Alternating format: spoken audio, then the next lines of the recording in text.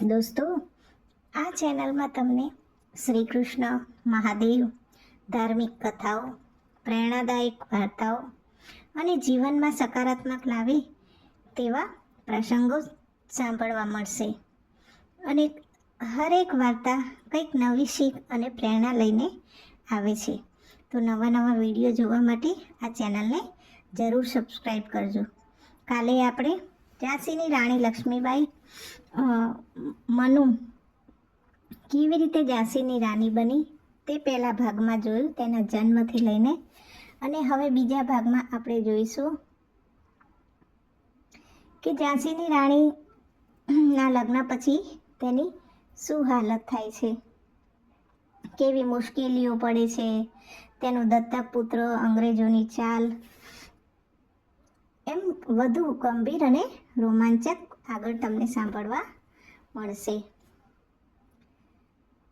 કેવી રીતે કાશી, પહેલા ભાગમાં આપણે જોયું કે કેવી રીતે કાશીની નાની મનુ ઝાંસીના રાણી લક્ષ્મીબાઈ બન્યા.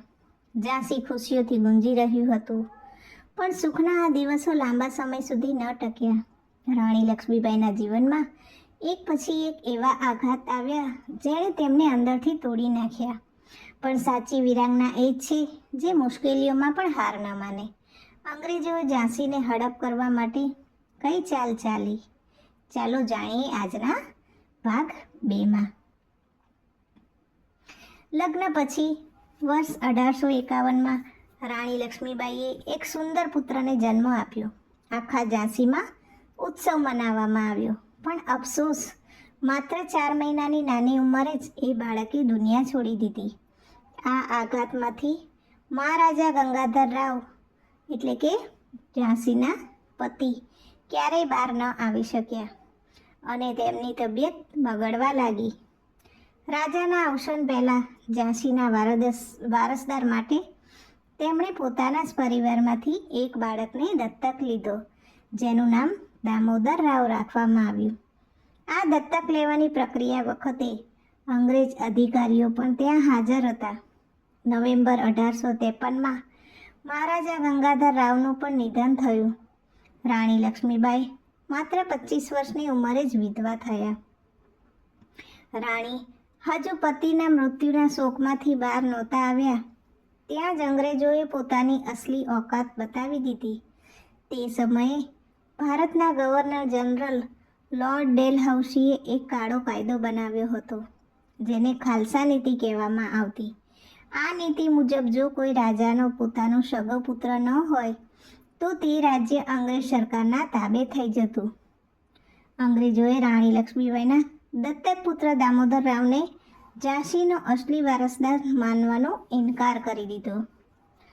માત્ર 1854માં અંગ્રેજોએ રાણીને આદેશ આપ્યો કે તેઓ ઝાંસીનો કિલ્લો ખાલી કરી દે અને વાર્ષિક પેન્શન લઈને મહેલ છોડી દે.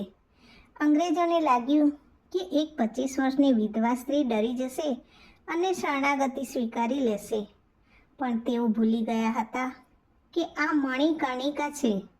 રાણી લક્ષ્મીબાઈએ અંગ્રેજોની આંખમાં આંખ પોરવીને ગર્જના કરી, મેં અપની ઝાંસી નહીં દૂંગી, હું મારી ઝાંસી નહીં આપું. તેમણે અંગ્રેજો સામે કાનૂની લડત પણ લડી, પણ બ્રિટિશ કોર્ટે તેમની અપીલ ફગાવી દીધી. રાણીએ કિલ્લો છોડવો પડ્યો, પણ તેમનું સ્વાભિમાન અકબંધ હતું. હવે સમય આવી ગયો હતો કલમ છોડીને તલવાર ઉઠાવવાનો, કારણ કે વર્ષ 1857માં આખા દેશમાં અંગ્રેજો સામે ક્રાંતિની આગ સળગી ઉઠી હતી. રાણી લક્ષ્મીબાઈએ પોતાની સેના કેવી રીતે તૈયાર કરી? તેમણે પોતાના પીઠ પાછળ બાળકને બાંધીને અંગ્રેજો સામે કેવી રીતે યુદ્ધ કર્યું? અને 1857ના સંગ્રામમાં ઝાંસીનું શું થયું? આ બધું આપણે જોઈશું આ વિડીયોના અંતિમ ભાગ પાર્ટ 3માં. જો તમને આ વિડીયો ગમ્યો હોય તો અત્યારે જ લાઈક અને સબસ્ક્રાઈબ કરો. ધન્યવાદ.